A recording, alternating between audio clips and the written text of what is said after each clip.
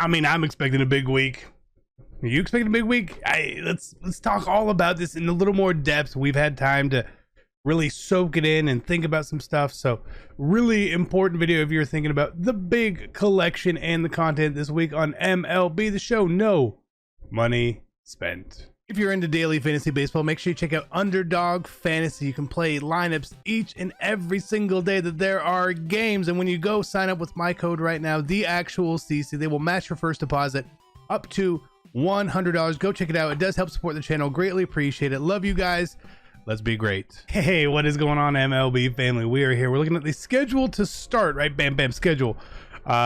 Rank seasons on the 30th, Takashi Legend Pitcher, Awards Legend Hitter. It looks like probably Greg Maddux Takashi Legend Pitcher and Reggie Jackson Awards card. Event and new collection on the 31st. Again, new event. Okay. Headliners set with a question mark hitter. Normally that's kind of a good thing. The question marks, normally not too bad. But the Takashi collection for a legend hitter is a very big thing. Then we have Lou Gehrig Day.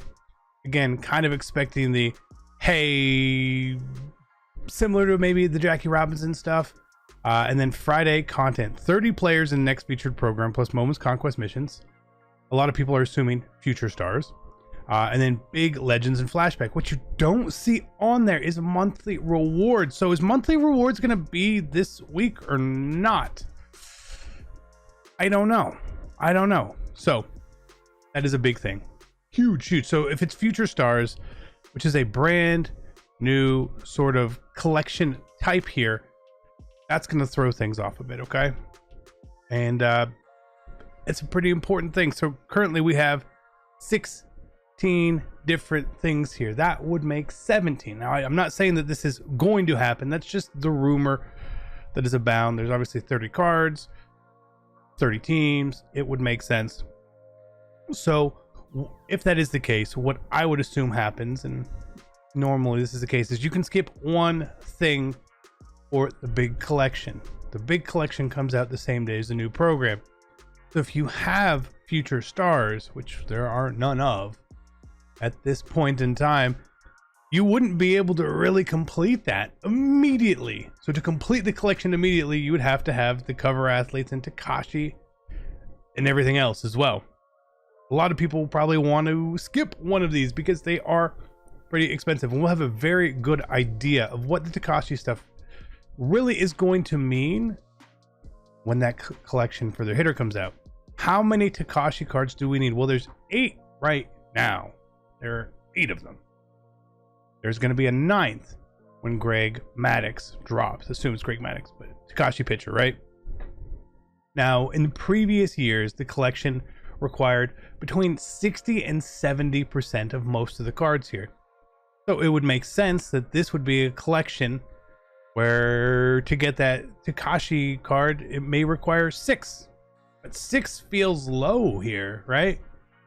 Especially if it's a really high overall card. If it's not a really high overall card, then 6 makes sense. That they'll want you to have that. And if it's only 6, you might need all of them for the collection. So I have the cards I need. I have a pack with Joe Morgan in it from Battle Royale. I'm almost to the Takashi thing in the featured program.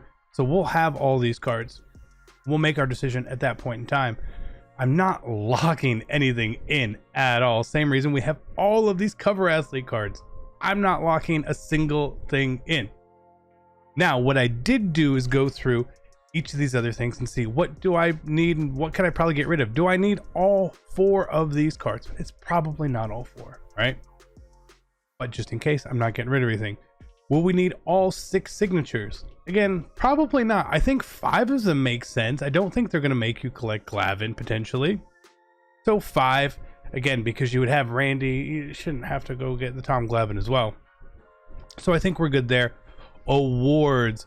This one feels like a potential 6 out of 8 here. The problem with that is you would have to collect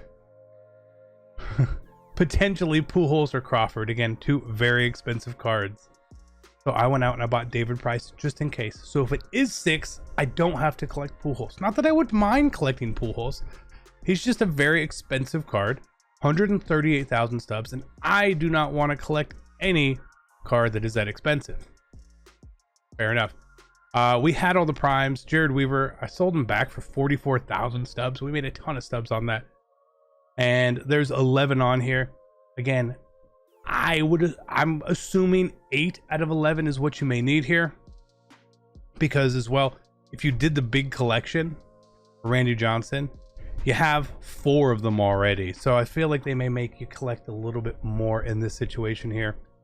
Faces of the franchise, I have all of them. I don't think we're going to have to get all of them. I think the number may be around 20, which means we would have 10 leftovers, and I have a bunch of duplicates as well. So hopefully we can make stubs at that point. Prospects, I think you're going to need, 32 or something like that.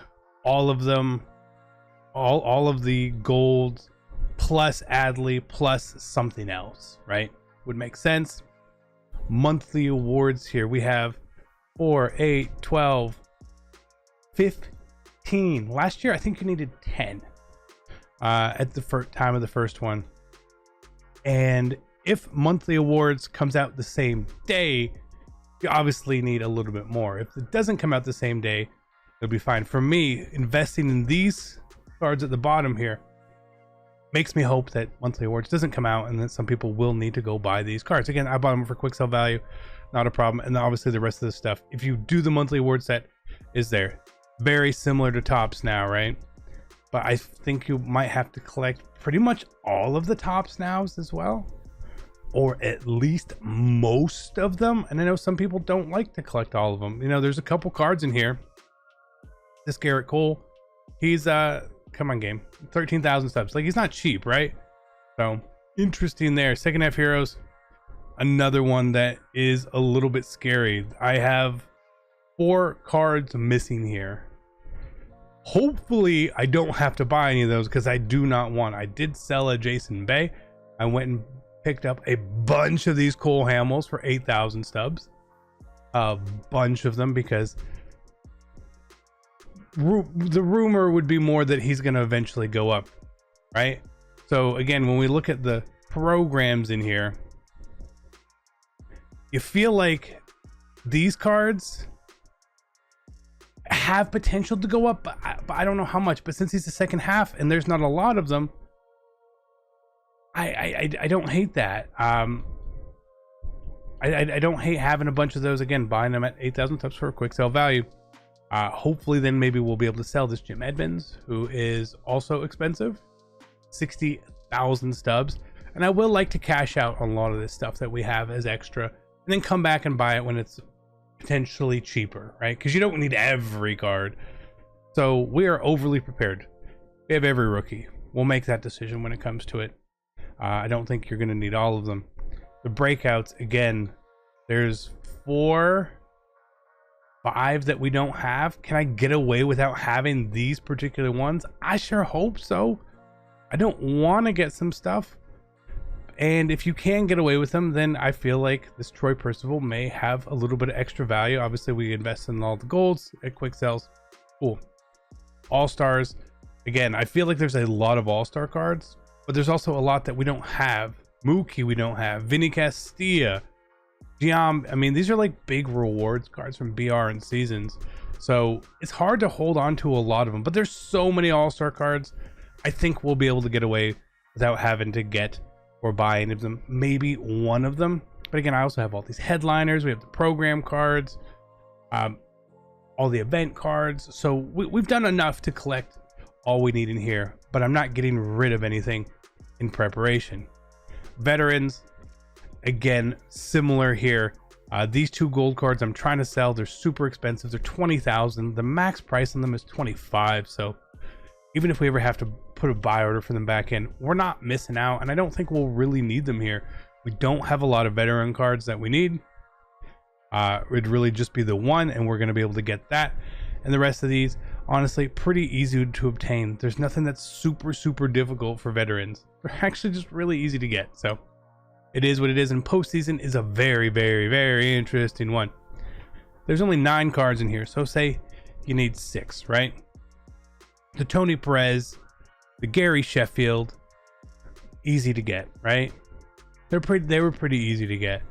The Jim Thome, relatively easy. Holiday, they gave away. Event reward, BR. So I don't think you're going to need all of them, but just in case there's a number you need there, I loaded up absolutely on David Price's. An absolute ton of them. I'm not saying that he's going to be worth a ton of coins, but some of these other cards, like, you can't buy these cards, you know? They're not, you can't buy them, right? The two cheapest cards you could buy would be Lefty Grove and David Price. And if you need a card, are you going to go buy Lefty Grove for 8K or are you going to buy David Price for 3K? Well, hopefully they're buying David Price for about 6 or 7K. And that's where we're going. And that's where we have a lot invested in there. So lots of questions. Does monthly awards hit the same day? What overall is the Takashi collection card? Is it a 96? Is it a 97? How many cards do you have to collect? Do you just need that card for the big collection, or do you need all of them for the big? Lots of unanswered questions. We do not know what's going on. I'm going to be keeping up with this very much so. Even if we get like hints on information, I'll probably come back and make videos for you guys this week, since I do think it's such a big week and I want to make sure that everyone is ready for it. Now, like I said, for me personally, I will go back through and I will clean up my inventory with what is left over after I finish the collection. I say that sometimes you should hold on to some cheap cards, and again, that's fine. If you bought a card at quick sale value, there's absolutely no harm in holding on to it. If it's still quick sale value, you can hold on to it. That's fine, right? The one thing I want to let you guys know immediately, yes, I am prepared. Yes, we will be able to do whatever the collection is. We have all these stubs invested. If I have to do the cover athletes and Takashi to get it initially, I probably won't do it. Okay? Especially if it's going to be like, oh, Future Stars. We're going to complete that program anyway. Why would I sit here and have hundreds of thousands of stubs sitting in here on cards I do not care about or want to use at all? Right? So I don't want you guys to be upset that I may not do the collection immediately. And you also shouldn't be upset if you can't do it immediately as well. Patience is always the key here. You can do it cheaper in a week. Extra time. No worries whatsoever. Maybe the card sucks too. Maybe that's the thing. Who knows? But I'm really, really excited for it. I'm overly prepared. I've never done one of these big collections before. I've kept up with everything and know how hard and easy they are sometimes. So I have that in my head, and I went back and actually watched my videos from last year, and I watched a bunch of other creators' videos just to really get that sense of how many cards we need and like what was the feeling when going through these collections, so I could be more prepared myself. And maybe you guys want to go do that too. But I'm ready for it. Long, fun journey this week. Love you guys. I'm out. Peace.